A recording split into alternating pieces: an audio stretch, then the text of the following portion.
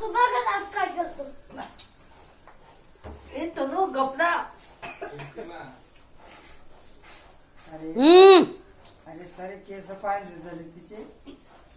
हो दे चला रे. म्हाताऱ्या आणि दिसते बघ. नको नको बोलतो नको. तनु काय झालं. बी सांग मग तू पूर्ण बोल. मग तू खरं खरं बोलतोय. तू आता थोडं भूत दिसते नाही तर पूर्ण बोल. त्याला काय दोष आहे ग. तो दोष आहे.